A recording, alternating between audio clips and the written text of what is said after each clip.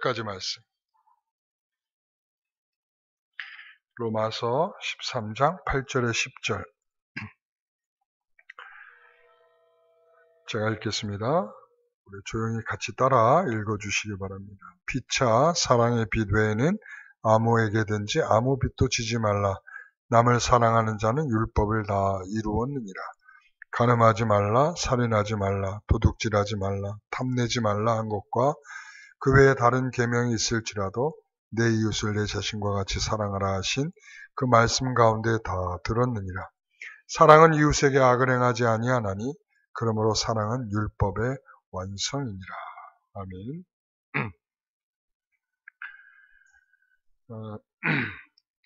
우리가 오늘 로마서 이 말씀을 가지고 이웃 사랑에 대하여라는 제목으로 말씀을 함께 나누려고 합니다. 하나님의 속성 가운데 대표적인 속성은 사랑입니다. 그렇죠? 요한 1서에도 말하죠. 하나님은 사랑이시라. 하나님을 대표적으로 표현할 수 있는 중요한 표현입니다. 그래서 어떤 사람은 하나님은 사랑이심을 알고 또 다른 신앙생활에 관심을 갖지 않고 오직 이웃 사랑에만 관심을 갖는 사람도 있습니다. 이 사람은 이웃을 사랑할 때 하나님을 만나는 것이고 그 외에 다른 방법은 없다라고 생각을 합니다. 왜냐하면 오늘 말씀의 근거를 통해서 그렇게 말하죠. 이 남을 사랑하는 자는 율법을 다 이룬 것이다. 이렇게 말하고 이웃을 내 자신과 같이 사랑하신 그 말씀 가운데 다 들어있다. 이라고 말하는 이러한 근거를 들어서 그렇게 말합니다. 이 8절의 말씀을 다시 한번 읽어보면 피차 사랑의 빛 외에는 아무에게든지 아무 빛도 지지 말라. 남을 사랑하는 자는 율법을 다 이룬 일을 할 때 우리가 남을 사랑하는 것으로 율법을 다 이룬다라고 말하는 것이죠. 심지어는 무신론자들 가운데서도 그렇게 표현을 하는 사람이 있습니다. 그 사랑이 곧 하나님이 아니냐라는 거예요. 그러니까 우리가 사랑하는 그 자체. 그러니까 우리가 하나님을 믿고 하나님을 사랑하고 이게 아니라 우리가 이웃을 사랑하는 그 자체, 우리 옆에 있는 사람을 사랑하는 자체가 하나님 아니냐라고 말하는 사람도 있습니다. 그런데 우리가 하나님을 사랑하는 것이 남을 사랑하는 것이니 그것 외에 우리가 지킬 것이 없다라고 한 것처럼 우리가 이 말은 이런 의미와 같죠. 우리가 착한 일을 하면 천국에 간다라고 하는 것과 같죠. 우리가 착한 일을 한다고 해서 우리의 더러움과 죄가 우리의 죄책이 사라지게 되는 것은 아니죠. 예수 그리스도의 은혜가 없이는 우리는 구원을 받을 수 없지 않겠습니까? 착한 일이라 이웃을 사랑하는 좋은 일이라 라고 하는 것으로 우리가 구원을 받을 수 있는가? 9절의 말씀을 보면 이런 말씀이죠. 간음하지 말라, 살인하지 말라, 도둑질하지 말라, 탐내지 말라 한 것과 그 외에 다른 계명이 있을지라도 내 이웃을 내 자신과 같이 사랑하라 하신 그 말씀 가운데 다 들었느니라. 여기서도 오해케하는 말씀이 들었죠. 그 외에 계명이 있을지라도 이런 표현들이 어떤 사람에게 오해를 불러일으킬 텐데, 자 여기 이 부분에 이게 십계명에 나오는 내용이죠. 그러니까 십계명에 나오는 내용을 여기에 순서도 바뀐 채 여기에 이렇게 들어와 있는데 우리가 십계명을 보면 돌판이 몇 개로 되어 있습니까? 2개라고 표현되어 있죠. 출애굽기에도 그렇고 신명기에도 그렇고 2돌판이다 이렇게 되어 있는데 그런데 그 2돌판의 내용을 어떻게 기록해 있는지에는 정확하게 기록되어 있는 내용은 없습니다. 근데 우리가 추측할 때 가장 합리적인 추측은 예수님께서도 계명에 대한 요약을 할 때 어떻게 요약을 하셨죠? 2가지로 요약을 하셨죠. 하나님을 사랑하라 이렇게 했고 또 2번째는 뭐라고요? 이웃을 사랑하라. 그러니까 이 계명에 대한 종합적인 이 정리를 2가지로 하시면서 둘로 나누셨단 말이죠. 저는 이게 2돌판이라 생각을 합니다. 2돌판. 한 가지 돌판에는 하나님에 대한 사랑을 기록하고 하나에 대한 돌판에는 이웃에 대한 사랑을 기록한다. 이것을 왜 제가 따로 떼어서 말씀을 여러분에게 드렸는가 하면 이런 의미입니다. 예수님께서도 이 마가복음에 와서 말씀하실 때 12장 20절에서 말씀하실 때 이렇게 말씀을 하시죠. 내 마음을 다하고 목숨을 다하고 뜻을 다하고 힘을 다하여 주 너의 하나님을 사랑하라 라고 말했죠. 그리고 둘째는 이것이니 내 이웃을 내 몸과 같이 사랑하라 이렇게 표현했습니다. 근데 보통 우리가 첫째는 둘째는 하고 말 텐데 정말 이 두 가지다 라는 의미로 이해한다면 첫째는 둘째는 이렇게 얘기했을 때 첫째에게는 굉장히 큰 의미를 부여하죠. 뭐라 그래요? 내 마음을 다하고 목숨을 다하고 뜻을 다하고 힘을 다하여 너의 하나님을 사랑하라. 여러분 이게 무슨 말이겠습니까? 으뜸이다 이거예요. 으뜸. 그러니까 전부다. 전부고 으뜸이다. 그러니까 이것이 아니고 두 번째는 없다라는 말을 하는 것이겠죠. 그러니까 첫째 돌판과 두 번째 돌판은 첫째 돌판의 내용이 없이 두 번째 돌판의 내용으로 넘어갈 수 없다. 그러니까 사랑은 굉장히 중요한 내용이고 이웃을 사랑하라는 것은 주님의 중요한 계명인데 실질적으로 그 의미는 뭔가 하면 첫째 되시는 그분에 대한 전적인 사랑이 반영되고 투영된 그 결과가 둘째라는 말이죠. 이해가 되세요? 그러니까 하나님을 사랑할 때 나타나는 게 뭐예요? 이웃 사랑이라는 거예요. 하나님은 보이지 않아요. 하나님은 사랑합니다. 어떻게 사랑할 거야? 이웃에게 나타나는 거죠.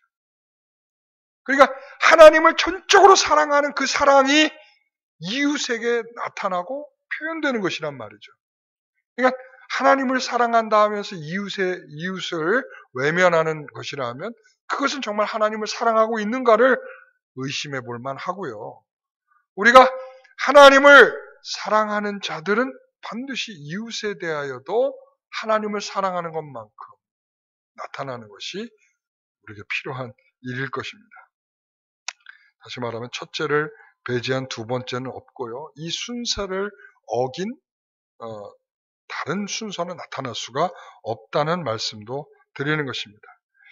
첫째의 순서를 대신할 수 있는 그 어떤 것도 없다는 것을 말하는 거고요. 그 어떤 것이 첫 번째 순서에 온다면 하나님을 모독하는 것이고 우상 숭배가 될 것입니다. 첫 번째 돌판 없이 두 번째 돌판으로 갈 수 없다는 것이고요. 그러니까 첫 번째 돌판을 우리가 신실하게 표현하지 않고 두 번째가 신실해질 수 없다는 것을 말씀드리고 있는 것입니다. 그래서 어떤 것도 하나님보다 앞설 수 없으며 우리가 만일 하나님께 영광 어쩌고 하면서 이웃에게 가장 중요한 관심을 두고 있다면 하나님을 거스르는 것입니다. 그러니까 이게 굉장히 중요한 거예요. 그러니까 하나님을 사랑한다고 하면서 이웃을 외면해도 안 되고 그러니까 하나님은 전혀 없는 것 같이 여기면서 이웃을 사랑하는 것을 우선해 두는 것도 아니라는 거죠. 그 이웃에는 누가 포함되어 있어요? 네? 이웃에는 누가 포함되어 있어요? 아니 그러니까 하나님을 사랑하는 것하고 그다음에 이웃에는 누가 포함이 되어 있어요? 내 부모를 공경하라. 부모도 포함되어 있고요. 그죠? 또 네? 형제도 있고 그리고 옆집 사는 이웃도 있고 그러니까 여기에는 우리가 살아가는 주변의 모든 사람들이 거기에 다 포함돼요. 부모도 자식도 이웃도 가족도 다 포함된단 말이죠. 그러니까 이런 것이 하나님보다 앞설 수 없다라는 걸 말하는 거죠. 네? 그러니까 우리가 하나님의 사랑을 말하면서 이웃을 외면하는 거 우리가 그렇잖아요. 가족을 돌보지 않는다. 우리가 옛날에 너무나 신앙들이 충만하고 좋다 보니까 항상 어떻게 했냐면 교회가 우선이 되다 보니까 가족을 돌보지가 않았어요. 그냥 알아서 하십시오. 알아서 먹으십시오. 알아서 하십시오. 그러니까 이것도 바람직하지 않는 거예요. 그러니까 하나님을 사랑하면 이웃인 이분들도 가족들도 옆에 있는 사람들에게도 우리가 그만한 모습들로 나타나야 돼요. 그런데 이것도 문제이지만 또 하나의 문제는 뭔가 하면 우리가 하나님에 대한 것보다 이웃이 너무 앞서는 사람들이 있어요. 내 부모가, 내 자식이, 내 형제가, 내 남편이, 내 아내가 더 먼저 앞서는 경우들이 있어요. 여러분, 여기에 앞선다는 것은 하나님이 고려되지 않고, 그렇죠? 우리가 남편과 아내가 서로 사랑할 때 어떻게 사랑하라고 합니까? 에베소서 뭐라고 말해요? 주 안에서라고 말하죠. 주 안에서. 자식이 어떻게 부모를 공경해야 되는가요? 주 안에서죠. 그러니까 주님을 배제된 부모에 대한 순종, 그러니까 주님이 배제된 남편과 아내에 대한 사랑은 그것은 한계가 있게 되는 거죠. 그러니까 우상숭배라는 말씀을 드리고 있는 거예요. 하나님을 사랑하십시오. 그 사랑은 이웃에 대하여 지극한 사랑으로 표현되고 나타날 것입니다. 오늘 본문은 우리에게 그렇게 말하고 있는 것입니다. 이 가톨릭에서 한동안, 요즘에는 그거 안 붙이고 다니는데 옛날에 뭐가 이렇게 많이들 붙이고 다녀요? 내 탓이요. 이렇게 많이 붙이고 다녔죠. 보셨어요? 옛날에? 네, 내 탓이요. 많이 봤어요. 한때 뭐 붐처럼 내 탓이요를 붙이고 다녔는데 요즘에는 단지 니 탓이요인가 안 붙이고 다니더라고요. 그러니까 내 탓이요라는 말 속에는 굉장히 중요한 의미가 들어있는 것 같아요. 그러니까 참 좋은 문구였다 이 생각이 드는데, 내 탓이라는 것은 다른 사람에 대한 용서와 배려, 그리고 또 사랑, 그죠? 그러니까 이런 것들이 들어있는 것인데, 사실은 거듭난 성도들에게 굉장히 중요한 것은 바로 그런 것 같아요. 우리가 잘 아는 대로 이 타락한 본성은 니 탓이요예요. 니 탓이요. 그러니까 내 탓이요를 할 수가 없어요. 타락한 본성의 첫 번째 나타나는 일이 그거 아니었어요. 아담이 선악과를 먹고 난 다음에 한 것이 뭐예요? 하나님이 만들어주신 저 여자가 먹게 했습니다예요. 니 탓이오죠, 니 탓이오. 예? 타락한 본성의 첫 번째 자리는 내 탓이오가 안 나옵니다. 니 탓이오지. 그러니까 이웃에 대한 마음이 결여되게 돼 있어요. 여러분, 우리 이전의 부모님들은 정말 자식을 사랑하는 미 지극했잖아요. 헌신적이었고. 그러다 보니까 그럼 자식이 잘못하거나 어떤 문제가 생기면 다 뭐라고 표현했어요? 다 내 탓이라고 말해요. 내 탓이라고. 그러니까 자식 탓을 안 하고 내 탓이라고 말해요. 참 신앙적인 것 같아요. 우리 한국이 이렇게 신앙적이었어요. 다 내 탓이라고. 그러다가 미국에서 굉장히 힘든 일을 겪었잖아요. 그 미국에 이민 간 엄마가 이 아이가 저기 놀다가 TV에 깔려가지고 죽었어요, 아이가. 그래가지고 그 아이를, 이제 죽은 아이를 껴안고 싹 울면서 뭐라고 엄마가 얘기했겠어요? 다 내가 죽인 거라고 얘기해. 이건 내가 죽인 거다. 내가 다 죄인이라고 막 이렇게 했을 거 아니겠어요? 그랬더니 경찰들이 잡아간 거죠. 그래서 그 여자 무기징역인가 그렇게 받았어요. 문화를 이해하지 못하는. 그러니까 이거 내가 죽인 겁니다. 내가 잘못했습니다. 내가 죄인입니다. 그 말을 이해하지 못한 거예요. 그러니까 우리 한국 사람은 다 무슨 말인지 알잖아요. 그죠? 요즘에는 별로 그런 말들이 안 나오지만 옛날에는 그게 너무나 부모들 입에서 자식이 잘못되면 다 내 탓이라고 말하던 부모들의 말들이 있었잖아요. 너무나 사랑하는 자식에 대한 부모의 표현이죠. 그렇죠. 그러니까는 그래서 그 한국에서도 이거는 우리의 문화다, 변호사님이 그렇게 항변했는데도 제가 지금 결과가 잘 생각이 잘 안 나는데 그래도 벌을 받은 걸로 제가 지금 기억이 납니다. 아주 오래전 일이죠. 여러분, 이 오늘날 세상은 사실은 이 네타시오가 좀 필요한 것 같아요. 네타시오가. 그러니까 이웃을 사랑하는 방식 중에 하나인데요. 우리가 이웃에게 어떻게 사랑하느냐? 내 탓이다. 왜 그런가 하면 오늘날은 너무나 자기중심적 삶을 살고 있어요. 우리가 좀 더 쉽게 얘기하면 이기적으로 살고 있단 말이죠. 내가 아니면 되고, 그러니까 옆에 사고가 나고 막 됐어요. 내 자식이 사고가 난 줄 알고 막 뛰어나가다가 아니네 하고 마는 거죠. 내 자식이 아니면 되고, 내가 겪는 일이 아니면 되고, 나가 아니면 된다라고 하는 생각이 너무나 많아요. 이웃에 대한 사랑이 없어요. 오늘 본문에서는 뭐라고 말해요? 9절에 이렇게 말하죠. 내 자신과 같이 사랑하라라고 말했죠. 저는 이 말이 이 시대에게 강력하게 들려줘야 될 말씀이라고 보입니다. 내 자신처럼 사랑하라. 내 자신처럼. 너희들이 정말 얼마나 너 자신들을 사랑하고 있냐? 라고 말하는 거예요.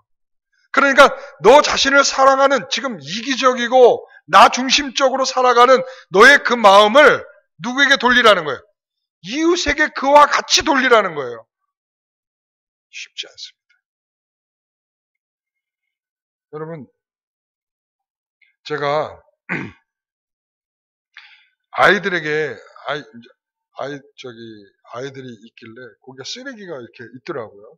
근데 난 그 아이들이 버린 줄 알고 얘들아 이 쓰레기 주워라 그랬더니 애들이 뭐라고 그랬게요? 그래요.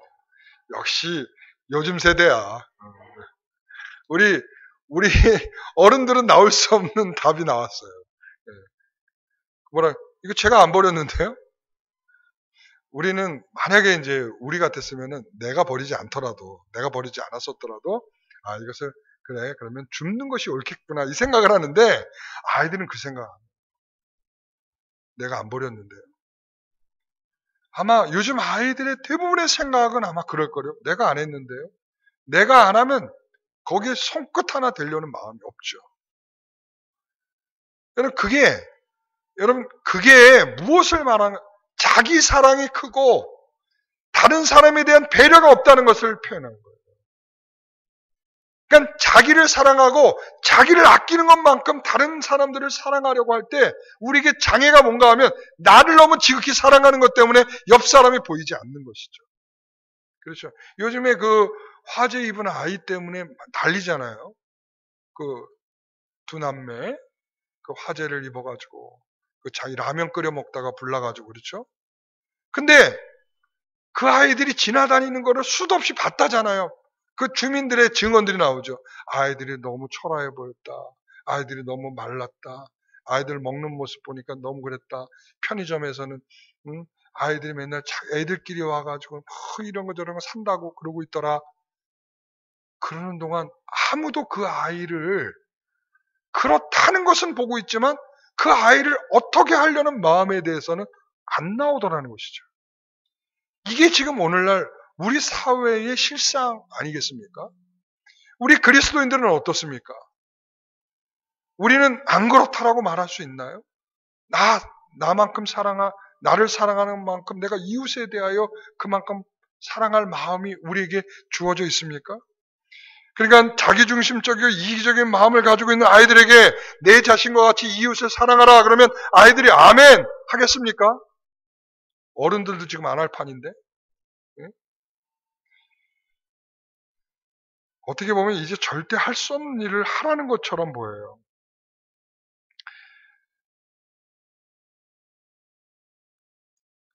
빼앗고 갖겠다고 전쟁을 치르고 더 발전하겠다고 자연재해를 일으키고 나를 지키겠다고 핵미사일을 개발하고 갖고 코로나19가 시작된 중국은 한번 보십시오. 지금 자기네들은 다 끝났다고 그러고 그리고 또 우리는 신약을 개발해서 지금 등록하겠다고 그러고 미안함이 없어요. 이 전 세계 수많은 사람들을 이 죽고 병들게 한 이 일에 대하여 중국은 우리는 다 끝났으니까 이제 괜찮아. 신약이 개발됐어. 좀 얄미운 것 같다 이런 생각이 좀 들어요. 근데 이게 오늘날의 우리가 살아가는 방식 아닌가? 중국만 그런 게 아니라 어떤 특정한 개인에게만 그런 것이 아니라 우리 그리스도인에게도 이런 마음들이 너무 강력한 거 아닌가? 그러니까 계명을 딱 두 가지로 요약해주고 이렇게 하는 거야 라고 성경 전체를 요약해 주시지 하셨는데도 불구하고 우리가 관심을 갖는 것은 자꾸 그 밖의 것에 관심을 갖는 것이죠. 여러분, 그래서 우리가 교회에서 봉사할 때도 그러잖아요. 왜 저 사람은 하고 왜 저 사람은 안 하고 왜 나만 해야 합니까? 저 사람 안 하는 거 신경 쓰지 않으면 좋은데 저 사람 안 하는 것 때문에 마음이 성질이 나는 거예요. 그러니까 내가 그냥 하나님께 열심을 내고 봉사하는 것이 하나님 앞에 기쁨이겠다 생각하고 섬기면 제일 좋은 것인데 자꾸 뭐가 눈에 들어오냐면 네가 안 하는 게 내가 눈에 들어온다. 네가 안 하는 게. 여러분 반대로 우리가 보통 그럴 때 핑계를 이렇게 대잖아요. 핑계일지 진짜일지 알 수는 없지만 바빠서 그렇습니다. 제가 너무 바빠서 그렇게. 그러면 생각해 보시 다른 사람은 안 바쁘겠습니까? 힘들어서 못하겠다라고 말하면 다른 사람은 안 힘들겠습니까? 기분 나빠서 못하겠다 그러면 그럼 다른 사람은 기분 좋겠습니까? 이게 모든 게 뭐냐면 다른 사람을 생각하지 않는 교회와 주님을 생각하지 않는 자기중심적 생각에서 나오는 발상이다. 저는 이렇게 생각합니다. 누군가는 있잖아요. 이렇게 이웃사랑의 이야기를 들을 때에 누군가가 떠오르게 될 것입니다. 내가 좀 더 사랑해야겠구나. 내가 좀 더 섬겨야겠구나. 이런 생각이 들면 그건 굉장히 훌륭한 것입니다. 그런데 여전히 뻣뻣하게 나만 잘하면 되겠지라는 생각으로 있다면 그것은 굉장히 위험한 것이고 그것은 결국 우리가 가지고 있는 참된 믿음과 신앙이 아님을 기억하시기 바랍니다. 여러분 고린도전서 13장 4절에 7절 말씀 한번 보십시오. 우리가 너무나 잘 아는 말씀이죠.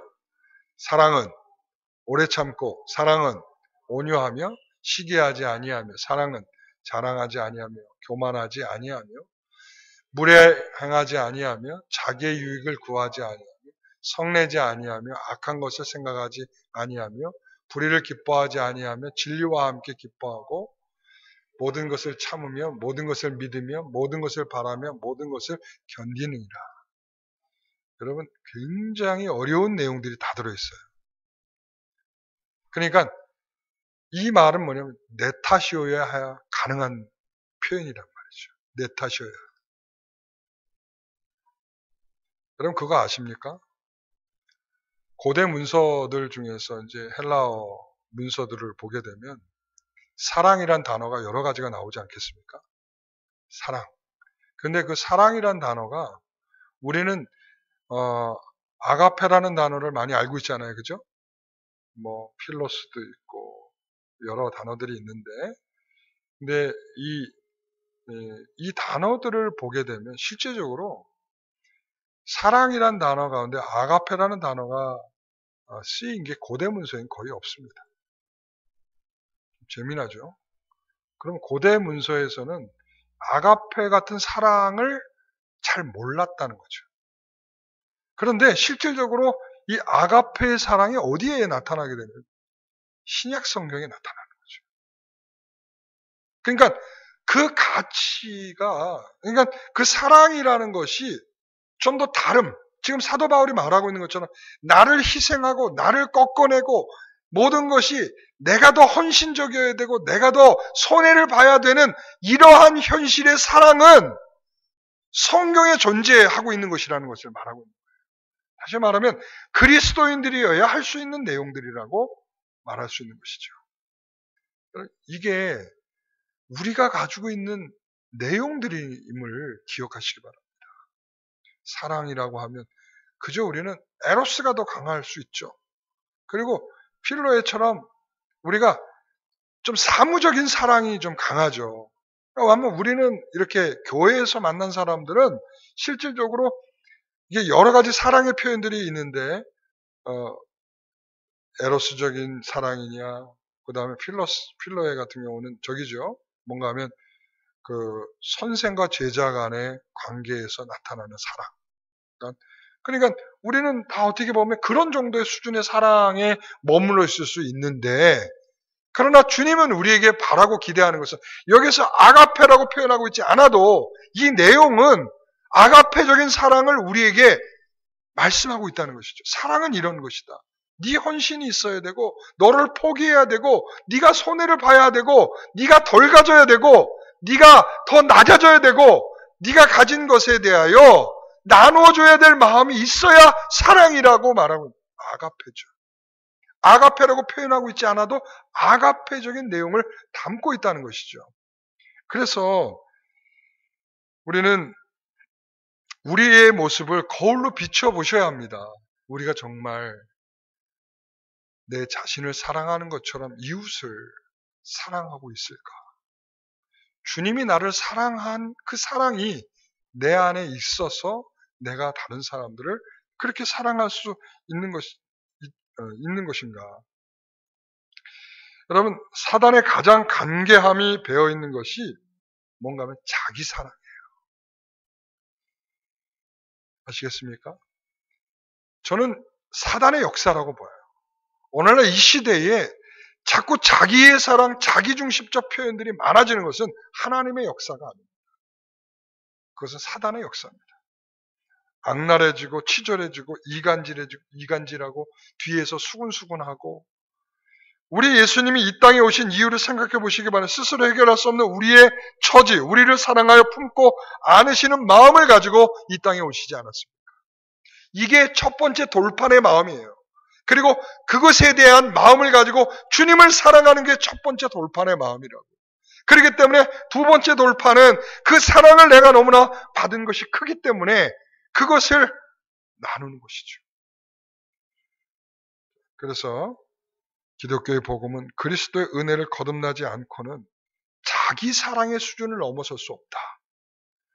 그리스도께서 나를 위해서 죽으신 그 사랑이 내게 없이는 다른 사람을 사랑하고 다른 사람을 아끼고 다른 사람에게 헌신될 수 있는 그런 사랑이 있을 수가 없다. 오늘 그것을 우리가 생각해 봅시다. 제가 그래서 오늘 이 말씀 속에서 원래는 피차 사랑의 빛 요거를 이제 준비를 하려다가 이 말씀을 읽는데 그런 생각이 떠올랐어요. 아, 우리는 자기 사랑이 너무 크구나. 제가 그것을 생각하게 됐고요. 그리고 자기 방식의 사랑이 있다. 제가 이 생각이 들었어요. 자기 방식의 사랑. 주님이 인정하지 않는 뭐라고요? 자기 방식의 사랑. 자, 보시죠. 부자 청년에게 나타나죠. 마태복음 19장에 보면 부자 청년이 예수님을 찾아와서 어떻게 해야 영생을 얻겠냐고 물었을 때 계명을 지켜라. 저 계명 다 지키고 있는데 사랑하고 있습니다. 그랬더니 주님께서 뭐라고 그래요? 자, 네 재산을 다 팔아서 가난한 이웃에게 나눠줘라. 여러분, 그가 자기 방식으로 이웃을 사랑을 하고 있었어요. 저 몰랐네요. 앞으로 그렇게 사랑해야겠습니다. 그게 아니라 다 저는 지키고 있는데요. 사랑하고 있는데요. 당당하게 말했단 말이죠. 그때 주님이 뭐라? 그거 말고 내 방식은 이런 거야. 라고 네 재산을 다 팔아서 가난한 이웃에게 나눠줘라. 못하죠. 왜 못합니까? 그것을 가진 것이 자기의 사랑인데 그것을 어떻게 놓겠습니까? 그리고 자기가 할 수 있는 정도만 딱 떼내서 그걸 하고 있는 것인데 그걸 어떻게 그 이상을 요구하면 못하는 거죠. 여러분, 그래서 오늘 우리가 사랑한다고 좀 더 섬긴다고 자랑할 것이 없는 게 바로 그런 거예요. 우리가 하나님께서 하신 것을 우리가 그저 흉내내는 수준에 하고 있는 것이기 때문에, 그리고 주님께서 베푸신 그 사랑에 비하면 우리는 아무것도 아니기 때문에. 그래서 사도 바울은 이런 말을 해요. 디도에게. 우리는 악독과 투기로 지낸 자였다. 우리는 악독과 투기로 지냈던 자야. 그런데 다른 사람에게 악독을 투기하고 질투하고 미워하고 싫어하고 이런 것이 바로 나였어. 그런데 그리스도의 그 은혜로 말미암아 이웃에 대한 마음이 바뀌게 됐어. 그분이 아니었더라면 나는 역시 그렇게 살고 있었을 거야. 여러분, 오늘 우리는 정말 하나님을 사랑하고 있습니까? 하나님 사랑하고 계십니까? 이웃을 사랑하십시오. 이웃의 사랑은 나중심적 사랑이 아니고 내 방식대로 사랑하는 것이 아니고 하나님이 우리를 사랑하신 것 같은 사랑으로 그것을 흉내내듯이 우리가 사랑할 수 있는 것이 오늘 우리의 사랑이어야 할 것입니다. 그래서 오늘 기도할 때 하나님, 제가 더 사랑이 필요하지 않겠습니까? 어떻게 해야 되겠습니까? 구체적으로 여러분 아마 떠오르는 사람들이 있으면 좋겠어요. 그래서 그 사람을 위해서 제가 좀 더 사랑하겠습니다. 사랑해 보려고 노력하겠습니다. 힘써 보겠습니다. 여러분, 이렇게 여러분의 마음들이 새로워지기를 바랍니다. 기도하겠습니다. 하나님 아버지 감사합니다. 주의 말씀은 우리에게 빛과 같아서 우리의 발등을 비춰주시사 우리가 걸어가야 할 길들을 제시하여 주는 줄 믿습니다. 오늘 사도 바울이 이처럼 주의 율법의 말씀을 지키는 것은 남을 사랑하는 것이요 또한 이웃을 내 자신과 같이 사랑하라 하신 그 말씀 가운데에 들어있으니 그것을 지키는 것이라 말씀하였습니다. 주님 없는 사랑은 진정한 사랑이 아닐 것이며 주님과 함께하는 사랑은 아가페와 같이 좀 더 헌신하고 섬기며 손해보는 것 같은 그런 사랑이 될 것입니다. 주여 우리에게 주의 마음을 주시옵시고 주님이 우리에게 사랑하였듯이 우리도 사랑할 수 있는 그러한 마음을 주시옵소서. 우리가 모든 일에 네 탓이오가 아니라 내 탓이오라고 말하면서 좀 더 배려하는 마음이 있게 하여 주옵소서. 오늘날 수많은 청년들과 젊은이들과 학생들과 또 많은 사람들은 다 모든 것을 네 탓이라 돌리면서 자기중심적 삶을 살고 있습니다. 주님, 그러한 우리에게 그리스도의 은혜를 비추어 주셔서 우리가 참된 주님의 사랑으로 말미암아 더 많은 이웃을 사랑할 수 있는 우리가 되게 하여 주옵소서. 다툼이 굳히게 하여 주시고 미움과 시기가 사라지게 하여 주옵시며 우리 마음속에 교만과 또한 질투가 사라지게 하여 주시옵소서. 주께서 오늘 우리에게 주시는 참된 마음으로 사랑하기를 원하며 예수님의 이름으로 기도하옵나이다. 아멘. 찬송가 313